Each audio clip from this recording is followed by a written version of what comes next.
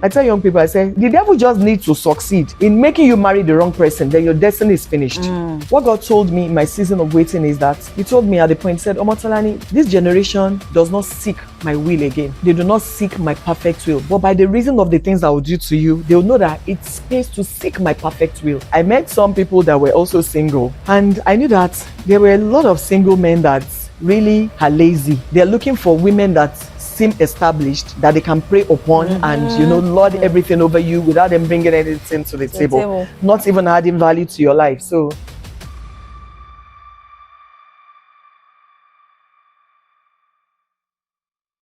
hello everyone, you're welcome to Unfiltered with Love Babajide. You all know that in this space we only have amazing, real, raw conversations.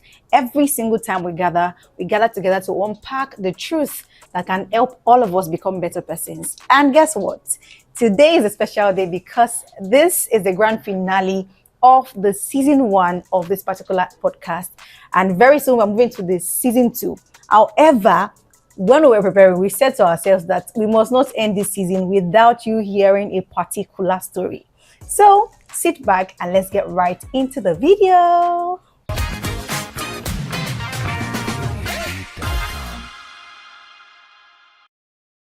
So welcome back, guys. Today is a special day, like I said. You can already see from the feel of our studio that it is indeed a special day. And I have a very special guest with me in the studio today. So I present to you my foster mom, Pastor Mrs. Sarah Omotolani Senfuye. Welcome, Mommy. thank you. We're so glad to have you here. It's my pleasure. Thank you for having me. We're glad that you chose to do this with us. Right. So, guys, we are talking about something very important today. And we want to look at the waiting season. Let me give you guys backstory of how I met my foster mom. It was in a season of waiting for me, myself. I was waiting and then God instructed me to go to somewhere. And long story short, that was where I met her. And that was how our relationship started. So if you're looking for strength in your season of waiting, this video is one that you want to watch till the end. So today we're going to be conversing about waiting. Mommy, so part of the things I know about you, I know that your waiting story is something that is so important for our generation to hear and learn from. So could you please just take us through that journey? Where do I start from? Okay, as a young girl, I was quite young. As a fresh graduate, I got married. Okay. I was young. And everything going well. And all of a sudden, after some years, over 13 years plus, I lost my then husband. Wow. And I think that is when I can say my journey started.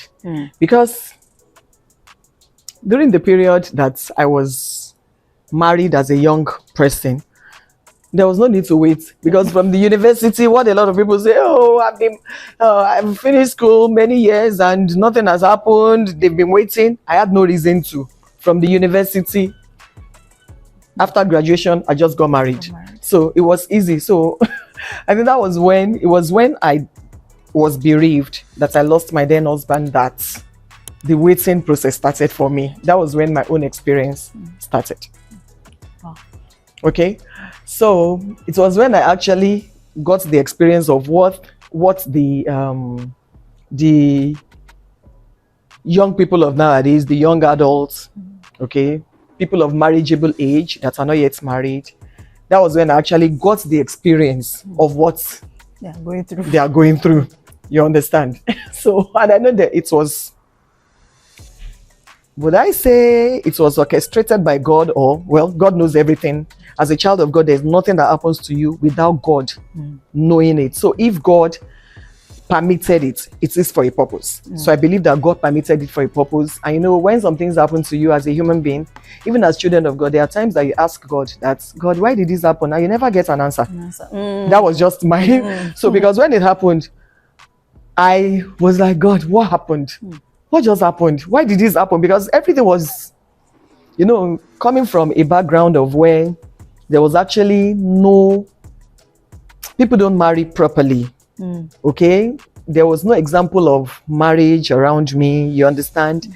And because I met the Lord, even before I gained admission into the university, I decided that my desire was to do something different from everybody that were before me. Okay, so I got married as a child of God, born again, everything. So I was just like, why should that happen to me?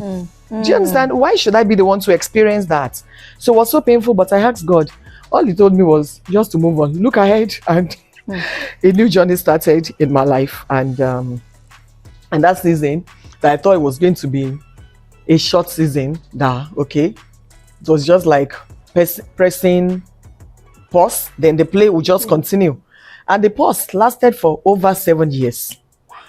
Over 7 years of waiting on the Lord to get remarried again, and that was the journey.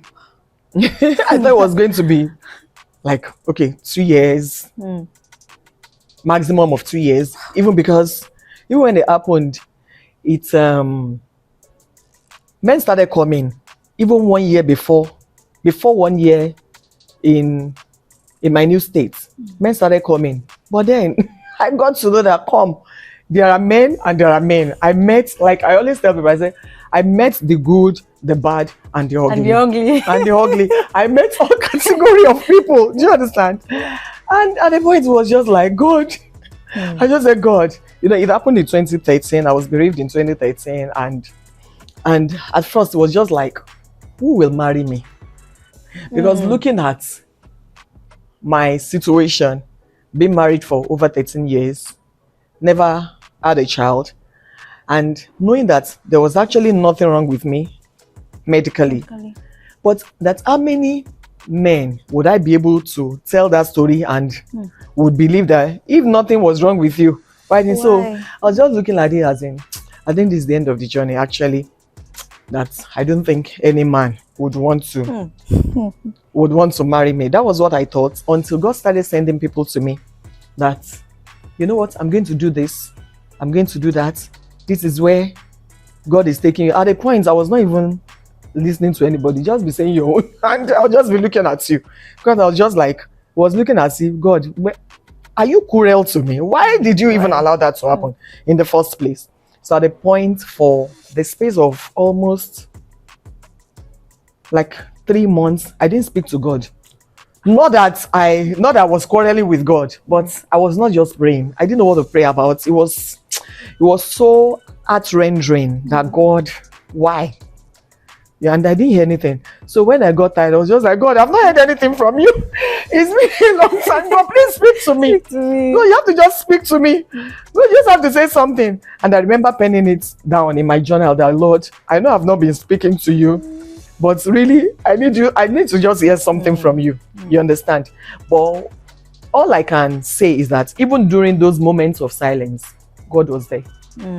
He was there, because there were times I've gone through some things in my life, even in the marriage, that God will tell me, the season that you think I'm not there, I actually carry you.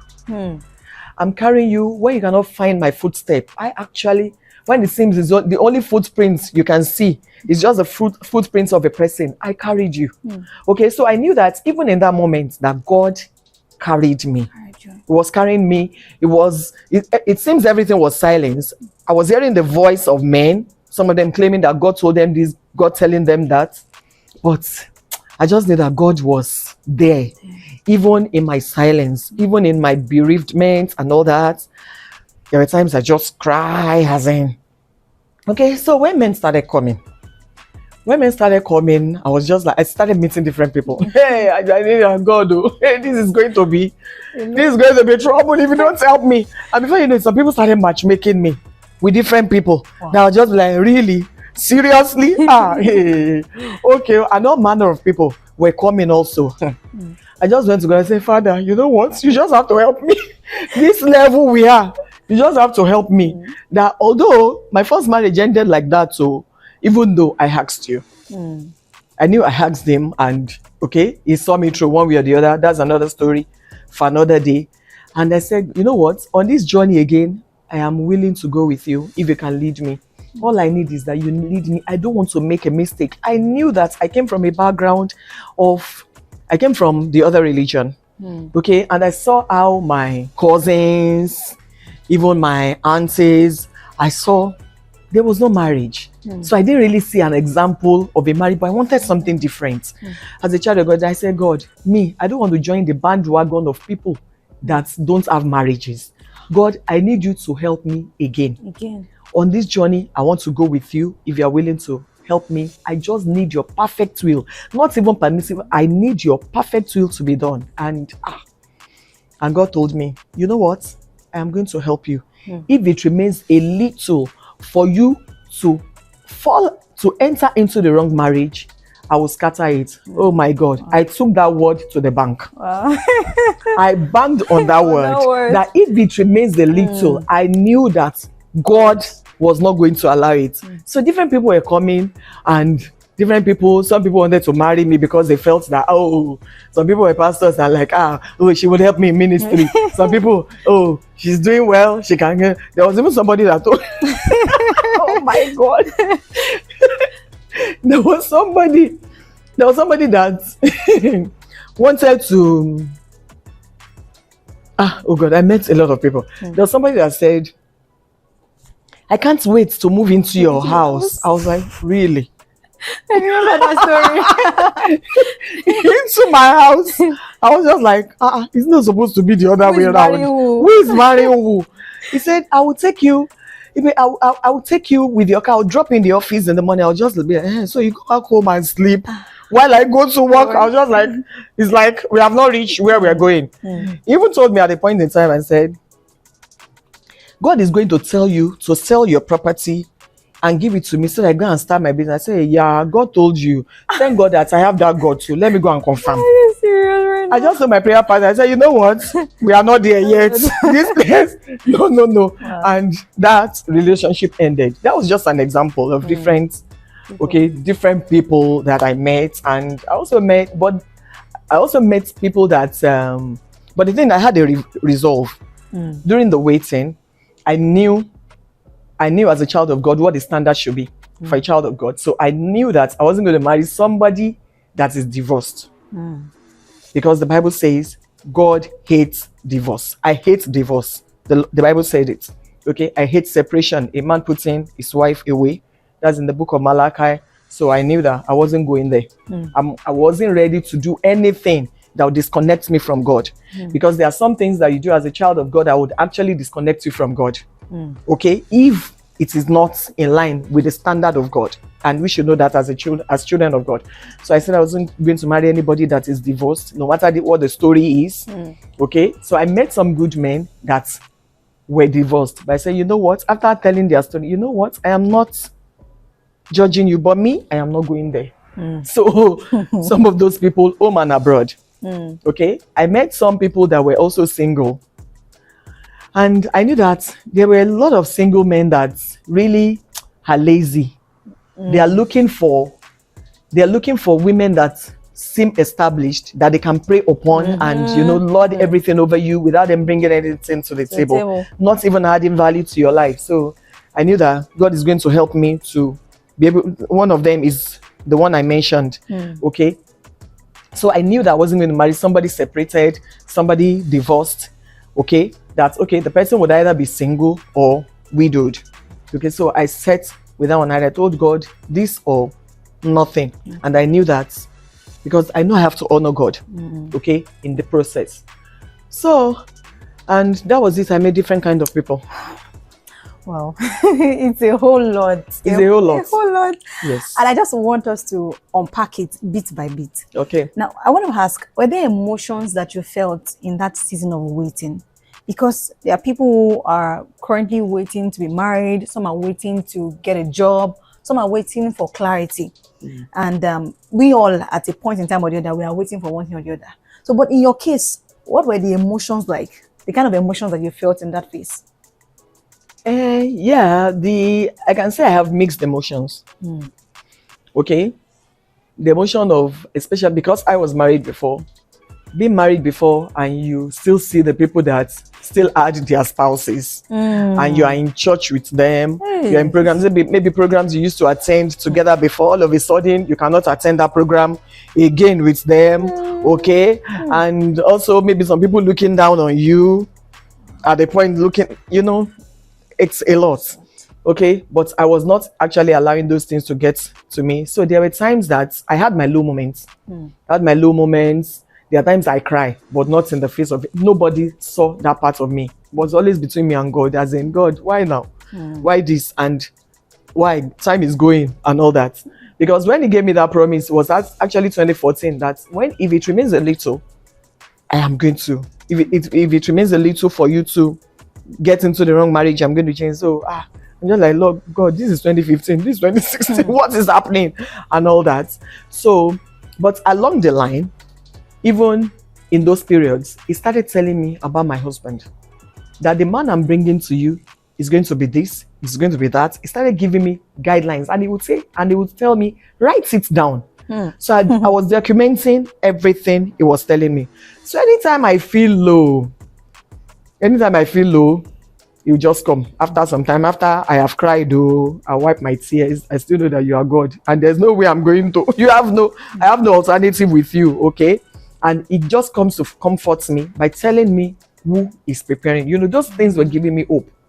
So, but most of the things that you would see in public, then most of the things that you see me display in public is joy. I just found joy in serving God. It didn't start because I was bereaved. It was something that's always giving me pleasure. So I just kept doing the things I was doing.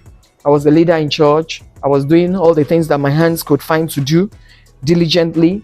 I was serving God and I was rejoicing. Nobody could see me and say, hey, yeah, look at what is wrong with her. In fact, some people that were new in my church then, they didn't know. They didn't know what had happened until people told them, and they were like, what?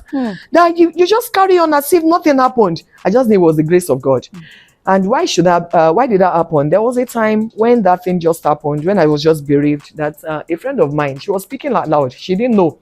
I think she was just thinking out loud. She just said, God, if Tola can be serving you and this thing happened to her, like this, God, have mercy upon the rest of us. So that thing really hits me. I was just like, God, nobody will, because of me, say you are not a good God. Please give me the grace to carry on, so that people will not say that you are a bad God. Okay. And I found the grace.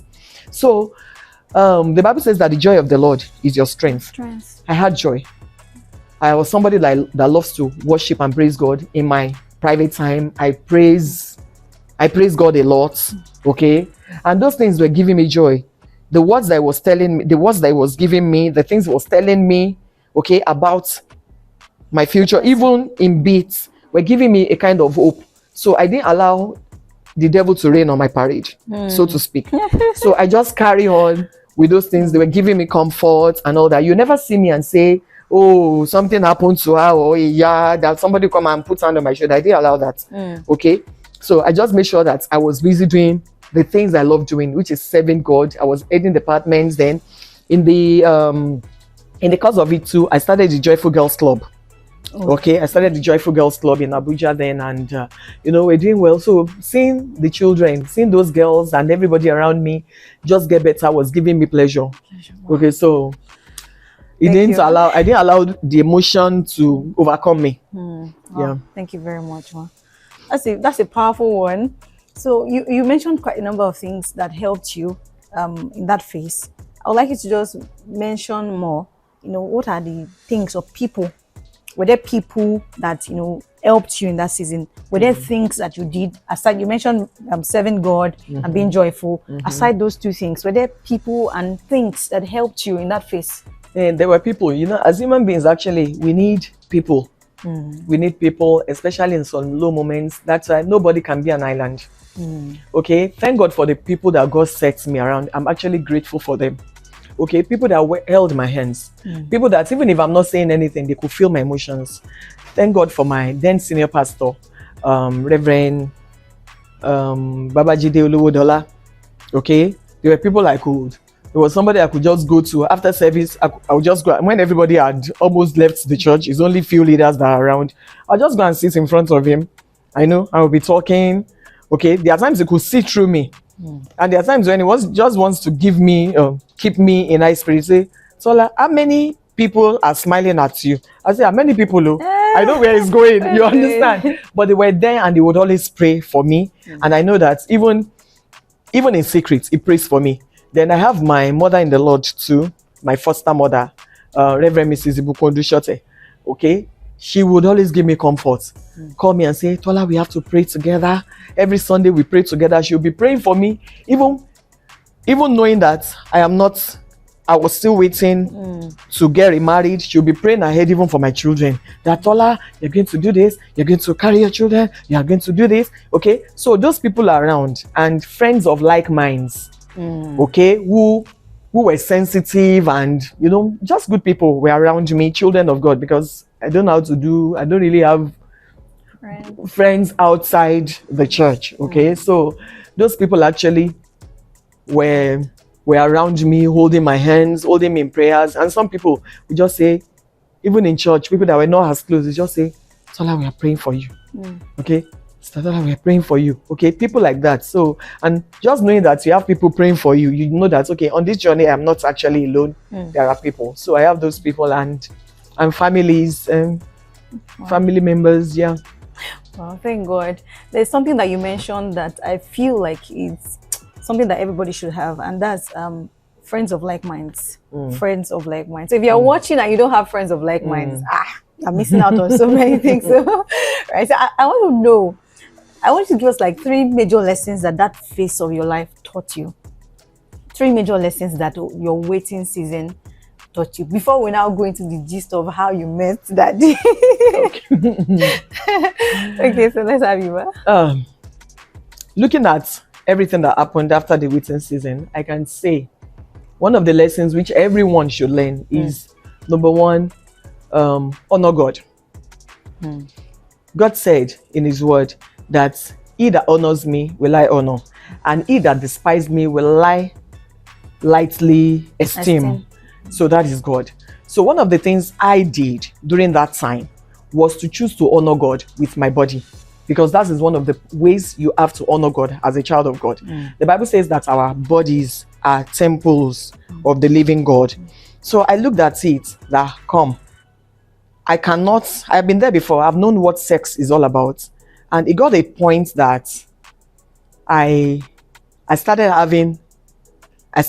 feeling horny. I started having urge for sex. And I was just like, no husband. What is going to happen here?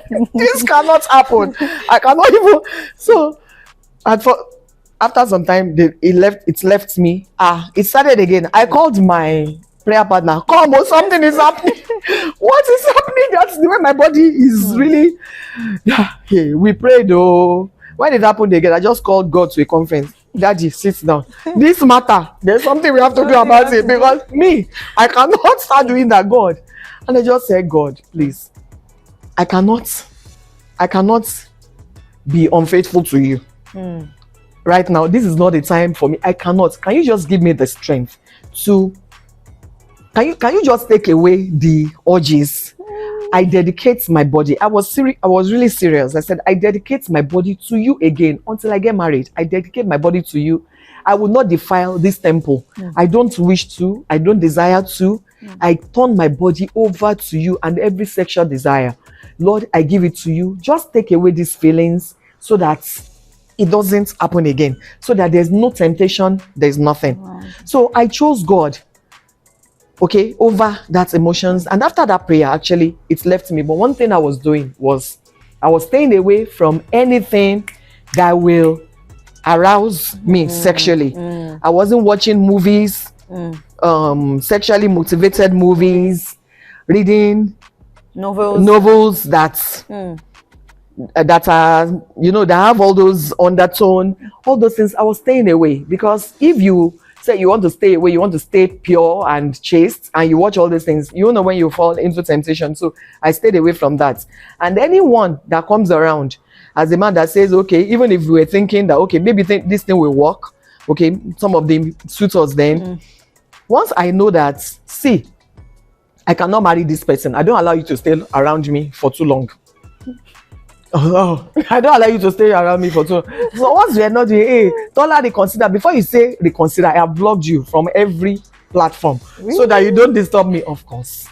So that I blocked you from every platform so that I don't. So I made sure that I kept my space clean in order to continue to be chaste. And I know there were times that God actually will say, because you did this.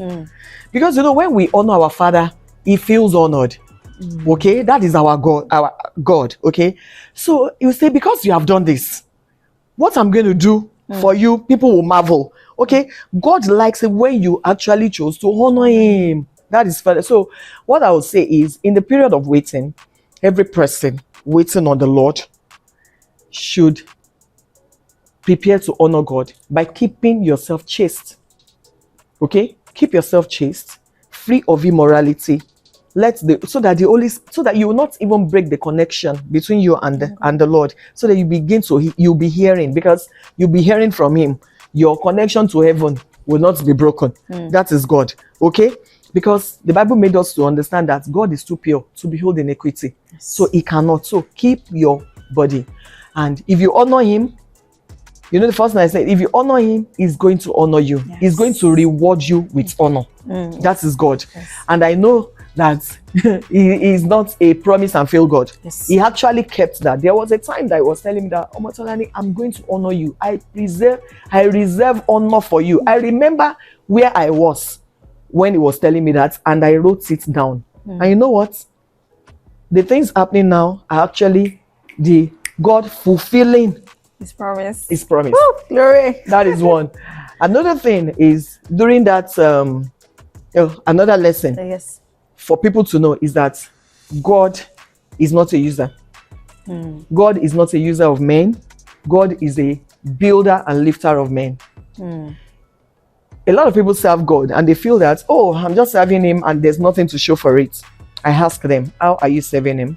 A lot of people feel they're serving God, but actually they are doing it on their own terms. I say that you cannot serve God on your own terms. You serve God on his own terms, in the way that will please him. Okay, so when you serve God, God knows the people. Everybody may be in church and be church workers, but God knows who are faithfully serving him. And the reward service, it pays to serve Jesus. Yes. Is another lesson I can say. It pays to serve Jesus. You serve him, he will not use you and dump you. No, God is not a user.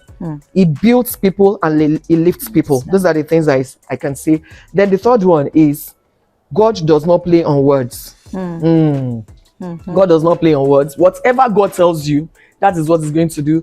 I am a living testimony of that. All the things that he told me about my husband and where he's taking me and everything on point. God does not mince words. No. He tells you the way it's going to happen. I call him Jehovah Tokanju. So that is God. Oh, so those are some of the lessons that you learned. Wow, that's a lot. Honor God. That part, he will honor you in reward.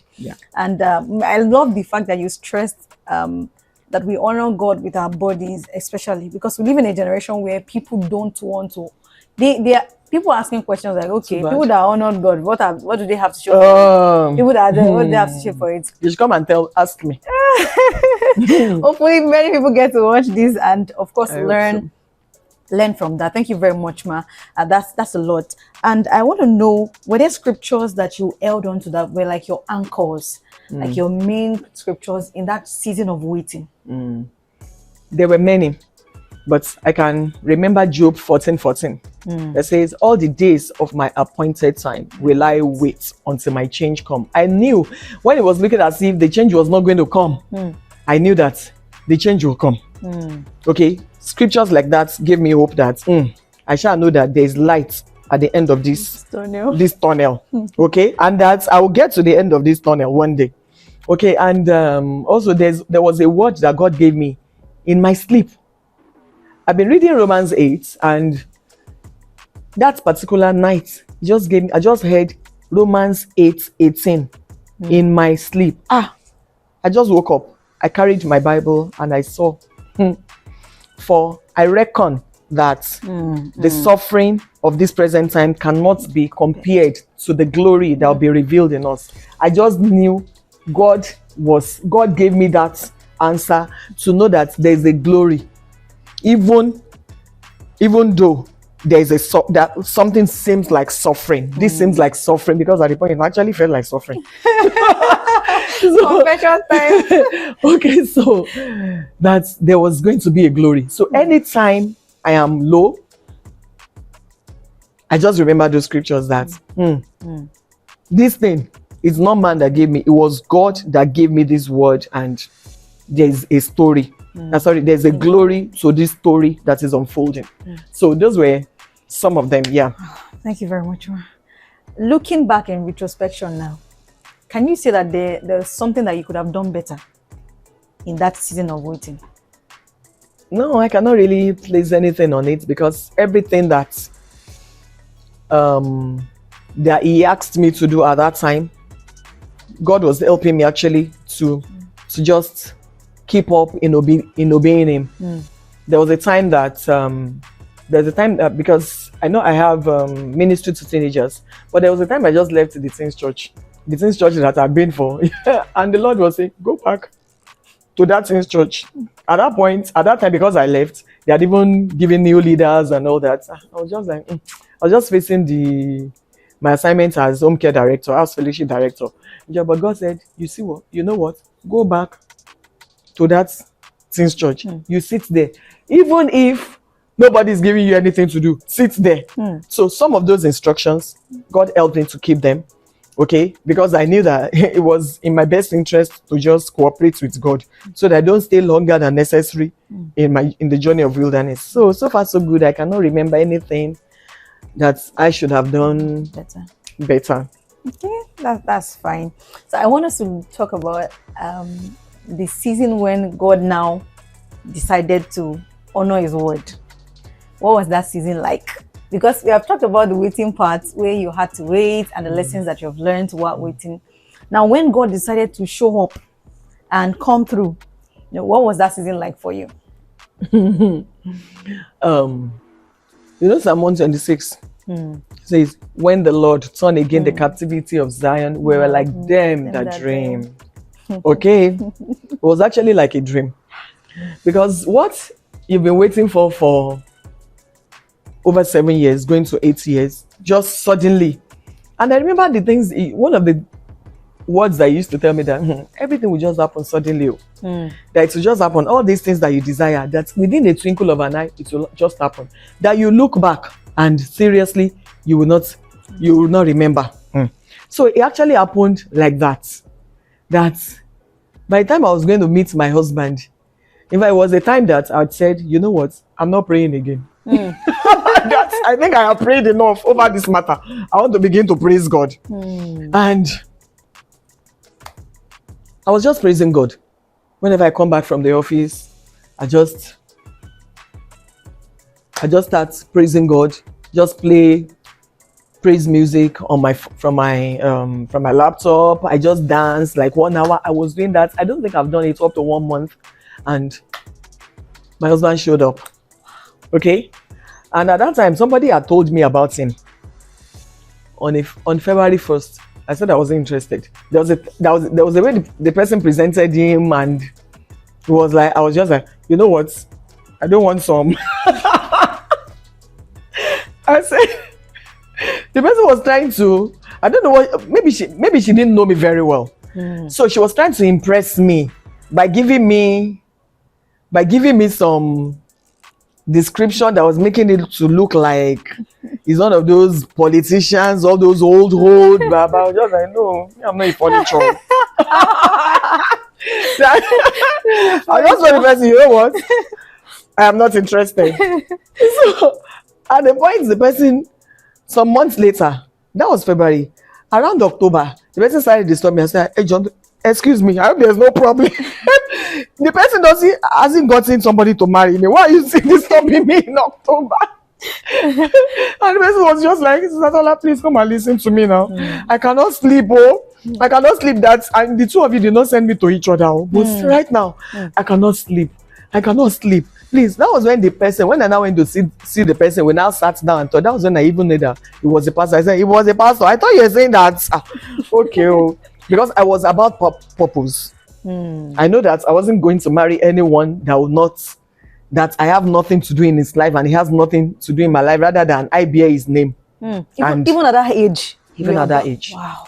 It was about purpose. I don't want to waste my life. Okay?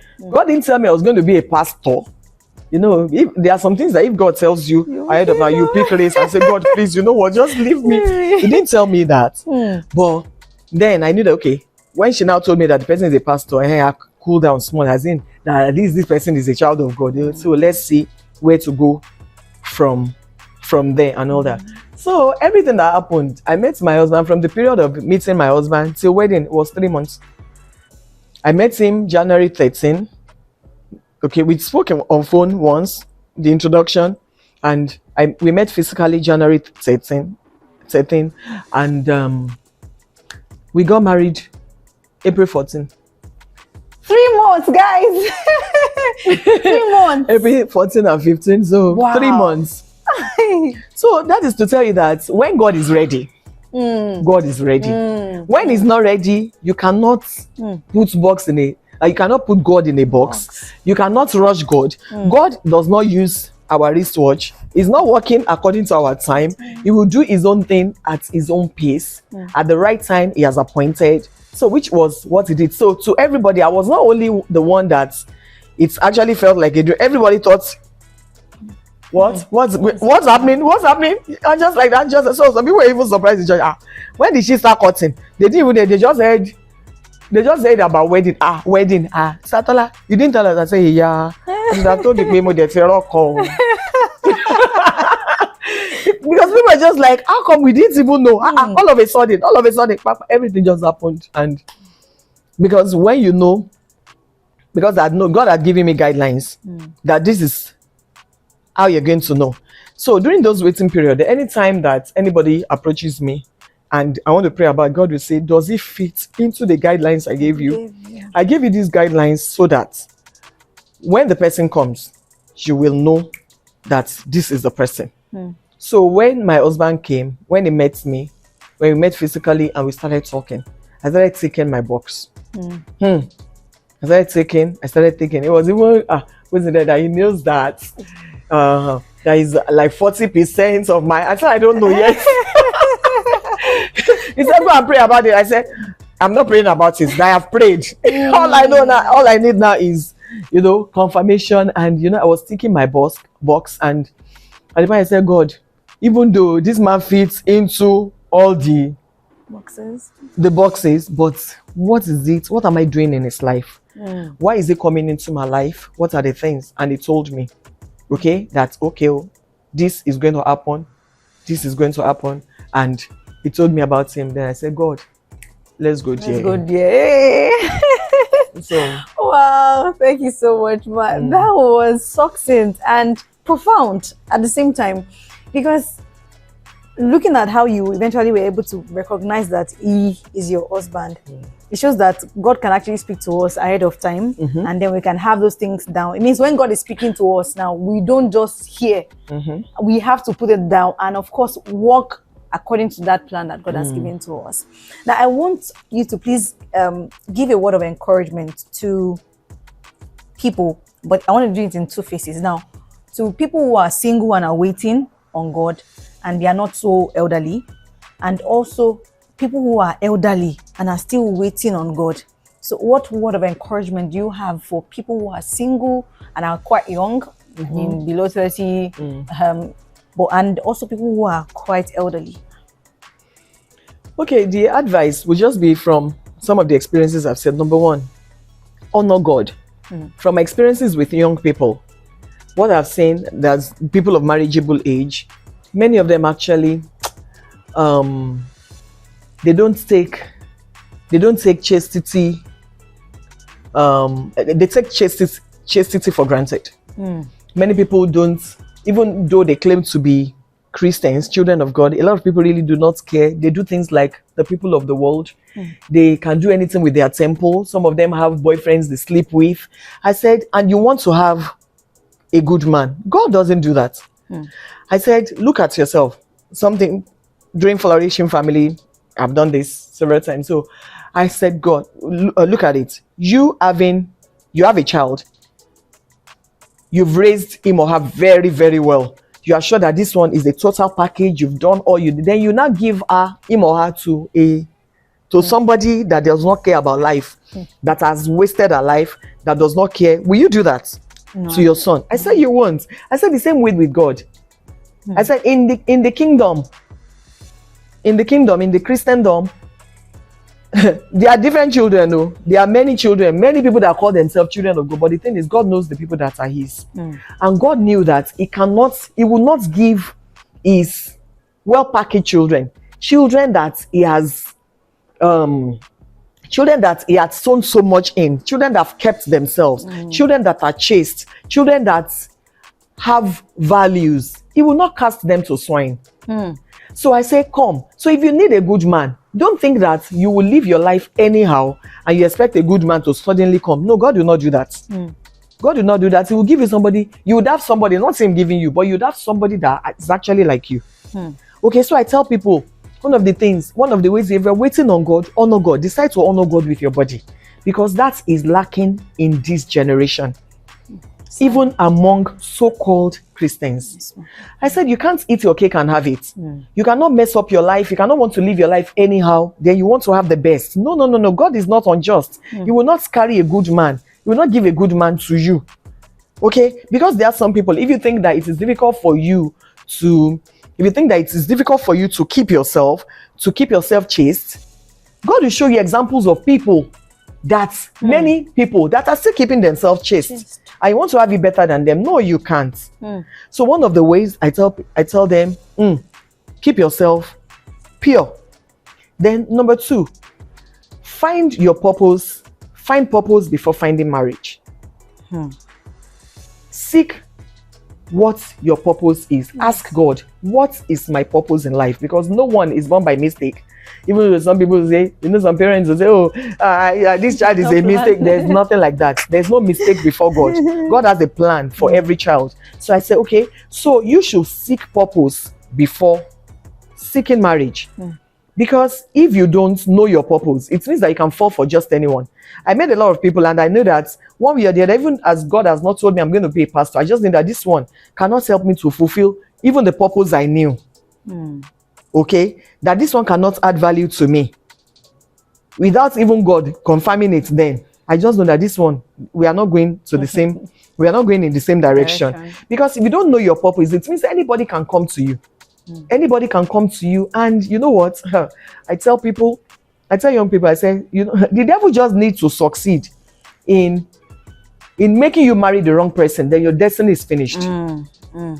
So find purpose before marriage. It is very important. So that is for singles. That is it. Marriage. Then allow God.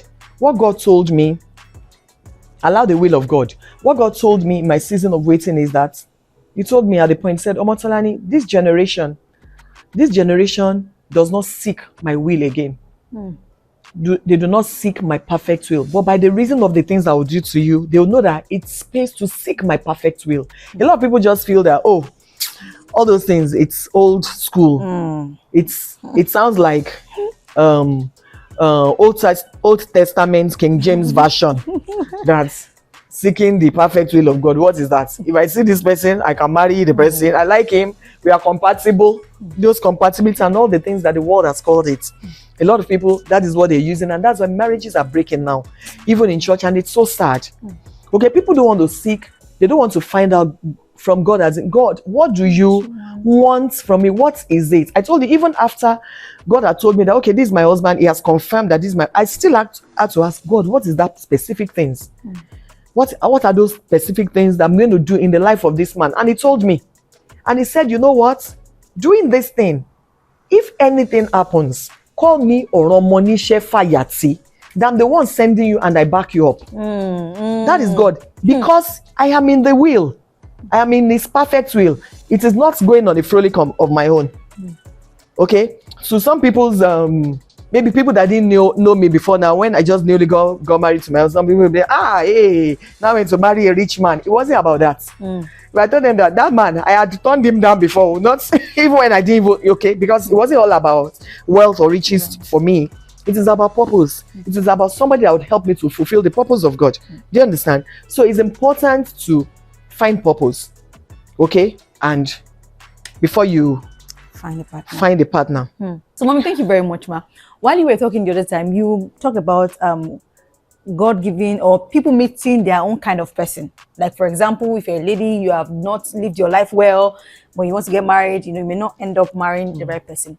But recently, I posted something on my social media, and one of the comments I got was, even people that are prostitutes, they marry better husbands than some people that are Christian sisters. What do you have to say about that? Okay. Yes, I've heard stories of people who were prostitutes and ending up marrying good husbands. Before they marry good husbands, I want to ask the questions.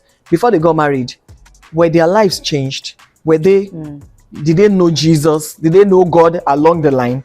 Because actually, some people had rough beginnings. They have past that were terrible. Okay, but then at the point there was a turnaround in their lives. Okay, and God still show them mercy, and they have such. Do you understand? So, and if there's anybody, I've also heard stories of people who were everything, they were chaste, they kept themselves and everything, they ended up marrying a wrong person. I don't think I would say it is God that did that. I don't think there's something missing in between. There's something missing in between. You see, a lot of things happen and we say it is God. Hey, I kept myself hanging, and this happened to me. Most of the time, from what I believe and from experience, there must be something missing. If you ask people who kept themselves well and everything, and they ended up in a terrible marriage, in a mess. If you look at it, there's something missing. Most of the time, people think they hear from God when actually they did not hear from God. Because of some experience I had then, I wanted to marry somebody that's our age gap is not much. Do you understand? Because I felt that maybe my then husband, that maybe there was some things that didn't go well because of the age gap, which was just 7 years. And I just told God, before I went to him and said, God, help me. I said, no, after that, I think after waiting for some time, I told God, in my mind though, it was like my own standard. After God had told me what he wanted, I said, I desire that I have somebody that our age gap is not much. Somebody that maybe maximum of 2 years older than me, or they're even the same age and all that. Those are just my secret desire in my heart. And at the point, somebody came. Somebody came, and the age difference between us was just like 1 year. And when the person came, when he was introduced to me, I knew that the person, one way or the other, did not fit into the guidelines that God gave me. And but the people that introduced us to each other, not that they were trying to matchmake us. They're just thinking that we had some things in common, that I was at the point working with teenagers and some like that, that maybe we share some things in common and all that. So I knew that this guy doesn't fit into the guidelines. It was off. But then when we started talking, he started, people can pretend. He started showing as if it was. Then I didn't know when I actually threw away the guideline, put the guideline aside, and we started dating. But I knew that the guy was not just forthcoming. It's like he was withholding some things. Every other person around me spiritually were seeing it, that there was a guy around me. They didn't know, I've not introduced them to people, but they think that there was somebody around me that is a liar, that is withholding something. So they were just praying that, hey, God, don't let Sister Tola miss it. So this is what we're saying, but they couldn't come to tell me. Because some of them were like, somebody has been waiting all these years now found somebody.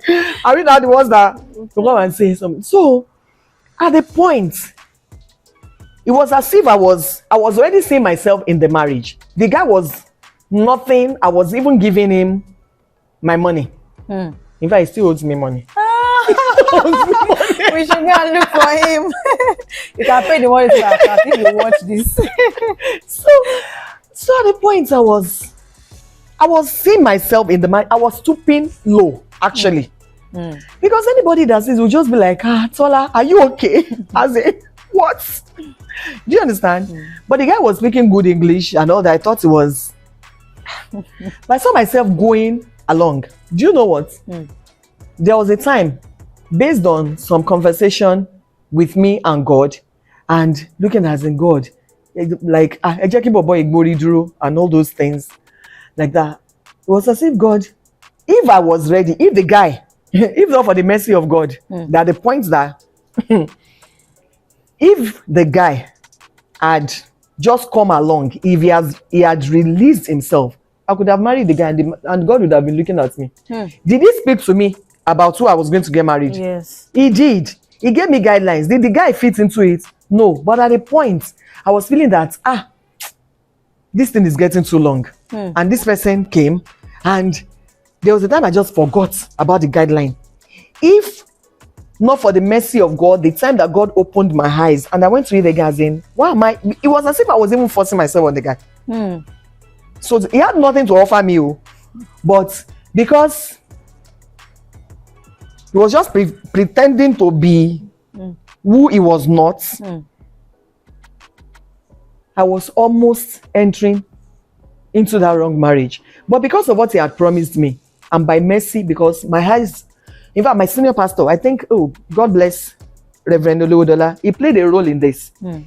When I introduced the man to him, after I left, he said, Tola, you can't marry that man. That man is not your husband. I was just like, hey. It wasn't funny. I knew that even while I was before my pastor, I myself, I was ashamed of myself. Because of the questions that he was asking. He was asking him and he couldn't answer. Question about, what did God tell you about? And the guy was here and here. Even I myself, I was just like, he said, Tola, that guy is not your husband. And when he saw that I was not bulging, you know what he did? He called the pastors in the church to begin to pray for me 7 days prayer and fasting that this girl must not miss it. It was one of the pastors, my mom, my foster mom, that told me, Tola, senior pastor said we should be praying for you. It will be good for you to also align yourself. Okay, and begin to pray at that moment. That was when I knew that man really did. At the end of their prayer, my eyes opened. Wow. Like window. I was just like, seriously? What have I been doing around this guy? I never went to it was as if something blocked my eyes. If God did not show mercy at that time, I would have gone into that wrong marriage. But because of what he had told me, that even if it remains a little, he will. That was when I said, what? What am I even doing with this guy? What am I? So a lot of people, some of our desires come into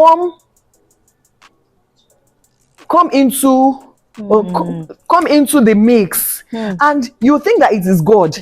Okay, I was just looking at, we are the same age, we flow, we rap, we do this. Whereas God has something totally different from me. So if you're a child of God, I'm not trying to judge anyone, but if you're a child of God, if God had spoken a word, hold on to that word, and you have to just put your desire aside. A lot of people, is their desire they see, and they think it is the will of God.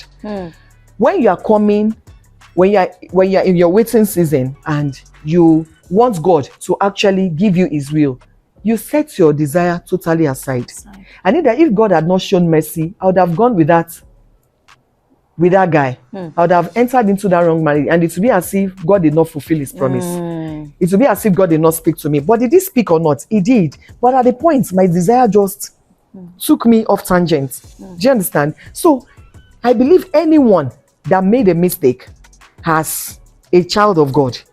That you know that God is in this one. Unless you don't ask God. A lot of people might be chaste and everything, and they don't want actually the perfect will of God. They don't want God to actually mingle with it. It is their choice, is their choice. It is not the problem of God. It is not that God is not faithful. This person has served you and the person ended up like this. No. Look at, if the person looks deep, there's something lacking.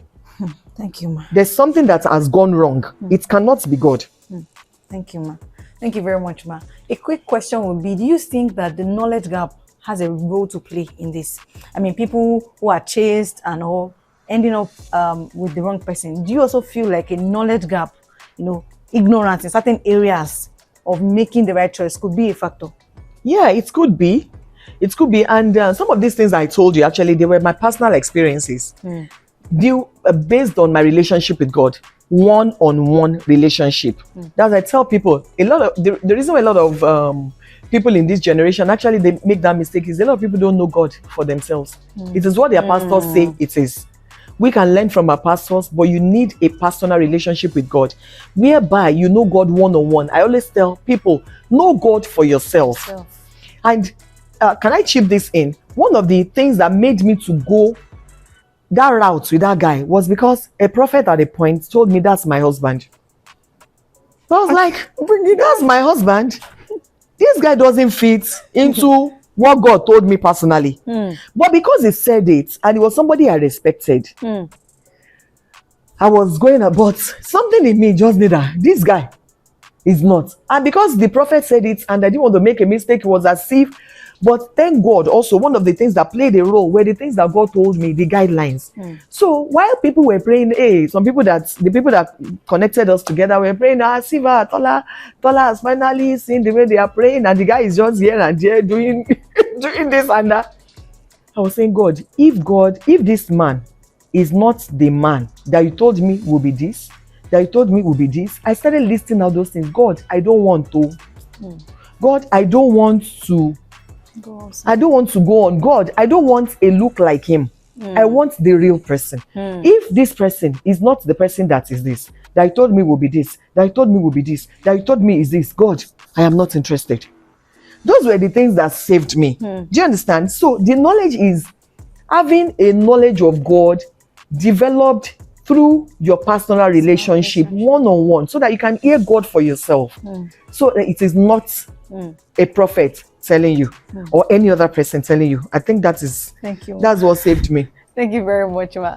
I really totally agree with what you said, ma, because where I came from, prophets used to matchmake people and say this, and we see a lot of those marriages, tumble, a lot of things happen, right? So it's very important that you know God for yourself.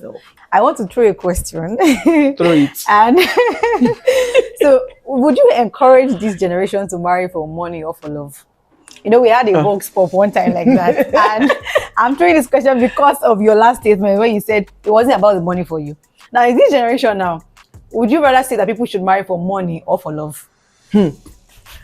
I would not say marry for money or for love. Money is good in marriage. Money is good. You need money.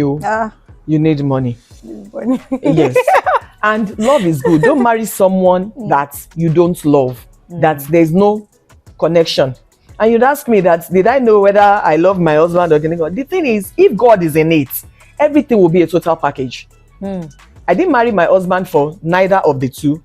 But when we met, even within that short period of 3 months, the love started developing because we knew that we were for each other. There were a lot of things that we confirmed. We confirmed, we're not even looking at compatibility because we knew that everything was going to just work, and already there was a synergy. Okay, there was a synergy, and when you know that, okay, this is someone of like minds, you speak the same language, you don't just speak Christianese. This is a true child of God. Okay, this is a true, so it will start developing because God is in it. So if God is in it, is the perfect will of God, everything would work together Because the Bible says, and we know that all things work together for the good of them that love God and are called according to his purpose. If God is in it, love, we didn't need to struggle for love. It started developing even within that 3 months. It wasn't as if I was marrying a stranger. It was as if we had known each other for long. Within that period, we had discovered that, oh, there was a time that God, he said God told him that he will be a father of nations. I said, God told me I'm a mother of nations. A mother of nations. You see, all those things started aligning. So how won't love come into the place? And I said, marry the will of God. Every other thing will fall in place. Marry somebody that you know has potential, not somebody that is